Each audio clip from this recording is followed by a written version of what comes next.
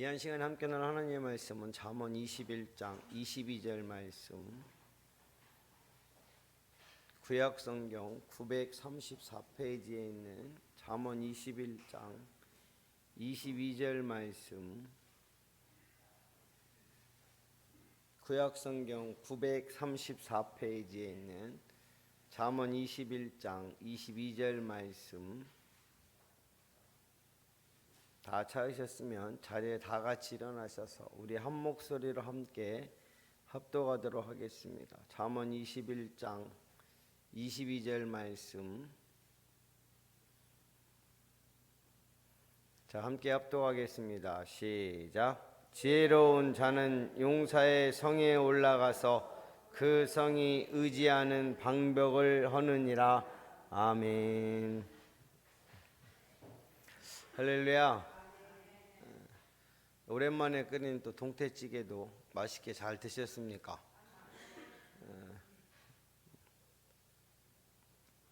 이 한 시간에도 하나님의 말씀이 그 동태찌개 무처럼 그 흐물흐물하게 되는 것처럼 흐물흐물하게 쏙쏙 들어갈 수 있었으면 참 좋겠습니다. 그래서 귀한 은혜의 시간 되시길 예수님의 이름으로 간절히 축복합니다. 바다 한가운데를 한 배가 항해를 하고 있었습니다. 그 배에는 많은 부자들이 타고 있어서요, 그들은 서로의 재산을 자랑하느라 바빴습니다. 그런데 다른 사람들은 자신의 재산을 막 다 자랑하고 막 그렇게 이야기하고 있는데, 그 중에 한 젊은이만 아무 말도 하지 않은 채 잠자코 있었습니다. 왜 잠자코 있었을까요? 자랑할 재산이 없었거든요. 아무것도 없었기 때문에 그는 꿀먹은 벙어리처럼 가만히 있었어요. 그는 부자들을 향해서 한마디 말을 하였습니다. 나는 당신들보다 더 큰 부자라고 생각하지만 그것을 보여줄 수가 없으니 안타까울 뿐입니다. 이 청년의 말을 들은 부자들은 무슨 웃음을 쳤을까요? 코웃음을 쳤죠. 그런데 며칠이 지나자 그 배가 갑자기 나타난 해적들의 습격을 받게 되었습니다. 배 안에 있던 모든 값나가는 보물들을 뺏긴 후 겨우 목숨만을 부지한 그들은 가까스로 어느 작은 항구에 다다를 수가 있었어요. 배에 함께 탔던 다른 부자들은 떠돌아다니며 처량하게 구걸하는 신세가 되었으나, 젊은이는 그가 가진 높은 교양과 지식을 인정받아 학교에서 아이들을 가르치게 되었습니다. 얼마 후 우연히 학교에서 아이들을 가르치고 있는 젊은이를 보게 된 부자들은 그때서야 그가 소유했던 재산이 무엇이었는가를 깨닫게 되었다라는 것이죠. 그들이 젊은이에게 이렇게 말했어요. 정말 당신이야말로 진정한 부자이셨군요. 지식과 지혜, 그것을 가지고 있는 사람은 모든 것을 다 가지고 있는 셈입니다. 우리 눈에 보이는 재산은 언제고 어떤 예상하지 못한 일이 생기면 언제든지 잃게 되어 있다라는 것이죠. 보이스피싱 아세요?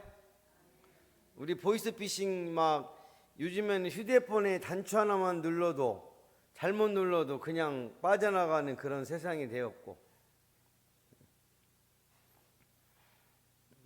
그 다음에 이제 그 전에 시골에 많이 왔던 보이스피싱이 뭐냐, 아들로 이렇게 가장해서, 딸로 가장해서 막 내가 막 그 돈이 없는데 갑자기 돈이 필요하게 됐다, 아니면 사람을 이렇게 다치게 했다, 그렇게 해서 조카를 위장해서 또 이렇게 오기도 합니다. 우리 와이프도 한번 걸렸거든요. 깜짝 놀래서. 그런 쉽게, 그러니까 우리가 돈을 언제든지 뭐 할 수 있어요? 없어질 수 있다라는 것이죠. 일본의 쓰나미 사건도 그렇고 필리핀의 하이엔을 휩쓸고 한 태풍도 마찬가지입니다. 전혀 생각하지 못한 일이죠. 우리가 가지고 있는 우리 눈에 보이는 재산을 갑작스러운 재난이 다 쓸어가 버리고 흔적도 남기지 않습니다. 불은 뭐라도 남겨요. 근데 물은 뭐라도 안 남겨요. 물은 싹 쓸어가듯이 해서 아무것도 안 남습니다. 그러나 사람이 가지고 있는 지혜는 눈에는 보이지 않지만 그것을 뺏어갈 수 있는 것은 없다라는 것이죠. 그래서 지혜는 어쩌면 모든 삶의 원천이라 말할 수 있을 것입니다. 오늘 본문 말씀에서도 지혜를 소유한 자에 대해서 말씀하고 계십니다. 지혜를 선택한 자는 어떤 사람이냐? 우리 함께 따라하겠습니다. 용사보다 더 뛰어납니다. 지혜를 선택한 자는 용사보다 더 뛰어나다는 건데, 우리 22절 말씀을 보면은요, 지혜로운 자는 용사의 성에 올라가서 그 성이 의지하는 방벽을 헌다라고 말씀하고 있습니다. 이 말씀은 지혜의 우월성을 고대 전쟁의 모습을 비유해서 설명하고 있다라는 것이죠. 이 말씀은 용사는 자신의 물리적인 힘을 의지해서 상대방을 굴복시키지만 지혜로운 자는 침착하고 사리의 밝은 그런 모습으로 합리적인 방법으로 상대방을 설득시켜 자기가 원하는 것을 성취한다라는 것입니다. 무력을 사용하는 용사는 겉으로는 의연해 보여도 속으로는 항상 자기보다 강한 자의 출현을 염려하는 불안감을 가지고 있다라는 것이죠. 그래서 누군가 힘을 가지고 조금만 성장하면 바로 가서 그 힘을 무너뜨리려고 합니다. 힘으로 제압하는 데는 늘 문제가 따르기 마련입니다. 그래서 무력으로 다스리는 자에게는 마음에 평안이 없게 된다라는 것이죠. 그러나 지혜로운 자는 모든 일에 명철과 지식을 앞세워 일을 처리하기 때문에 부작용도 일으키지 않을 뿐만 아니라 사람들의 존경과 부러움의 대상이 된다라는 것입니다. 그러니까 무력의 힘보다 뭐가 더 뛰어나다는 것이죠? 지혜가. 하나님이 자녀인 우리에게 더 필요한 것은 힘이 아니라 바로 지혜라는 것이죠.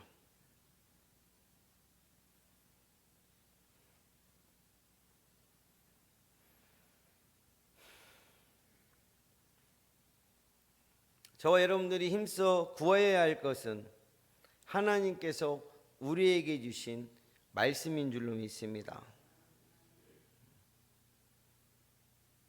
우리가 하나님의 말씀으로 지혜롭게 된다면 하나님께서 우리를 사랑하시고 우리를 위해 행하시는 모습을 우리가 알게 된다면 또 그 하나님의 능력을 우리가 깨닫기만 한다면 우리는 하나님께서 하지 말라고 해도 하나님의 말씀을 붙잡을 텐데, 그러나 지금도 여전히 많은 분들이 하나님의 지혜를 붙잡으려고 하는 것이 아니라 세상의 용사가 되어서 세상의 힘을 가지려고 한다라는 것이죠. 욕심의 힘, 소유의 힘, 권력의 힘. 왜냐하면 하나님의 말씀을 붙든다고 해도 이 세상의 경쟁을 이기거나 견고한 성체를 부술 수 있는 힘이 없기 때문이라는 것이죠.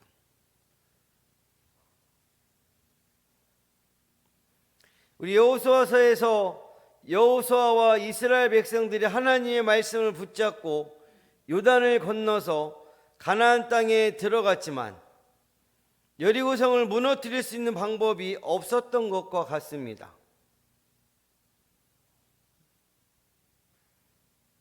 여리고성은 뭐에 의해서 무너졌습니까? 에?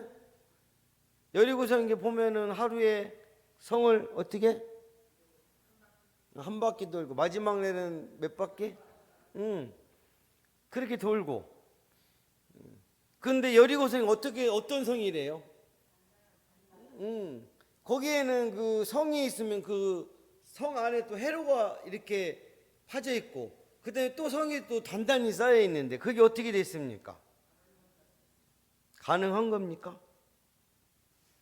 이 땅의 상식으로 나는 그렇게 무너뜨릴 수 있어, 그렇게 해서 내가 행할 수 있어 라고 하실 수 있는 분 없습니다. 단지 누구의 말씀에? 하나님의 말씀에 순종했는데.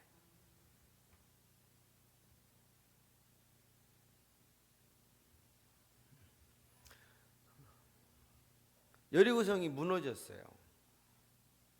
근데 하나님 말씀에 순종했는데 여리고성이 안 무너졌다는 거죠. 안 무너졌어요. 그럼 어떻게 하십니까? 여기서 많은 사람들이 갈라진다는 것입니다. 내가 하나님의 말씀에 순종했는데 여리고성이 무너뜨릴 방법이 안 보였어.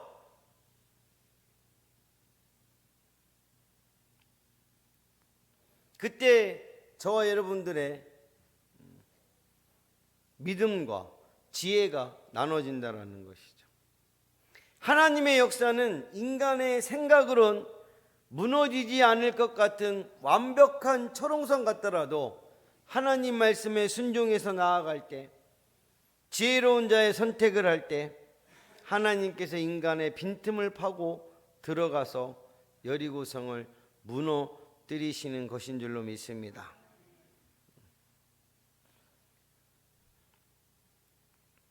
사랑하는 가족 여러분, 저와 여러분들은 힘이 없습니다. 그렇지만 우리에게 지혜를 주시는 하나님은 모든 힘의 주인인 줄로 믿습니다. 그러므로 저와 여러분들은 지혜로운 자로서 지혜를 선택하는 일을 해야 될 줄로 믿습니다. 우리가 선택하는 지혜는 세상의 용사보다, 세상의 힘보다 더 뛰어납니다. 원수 사단이 가지고 있는 것보다 더 큽니다. 그러므로 용사가 힘을 의지함으로 불안에 떠는 분들이 되지 마시고, 더 큰 힘이 나타날까 봐 불안에 떠는 분들이 되지 마시고요. 지혜를 주시는 하나님이 모든 힘보다 강하다는 이 사실을 기억하시면서 하나님의 지혜를 붙잡는 지혜로운 분들이 되셔서 하나님이 부어주신 은혜와 사랑을 마음껏 받아 누리시는 귀한 가족분들이 되시길 예수님의 이름으로 간절히 축복합니다. 축복합니다. 기도하겠습니다.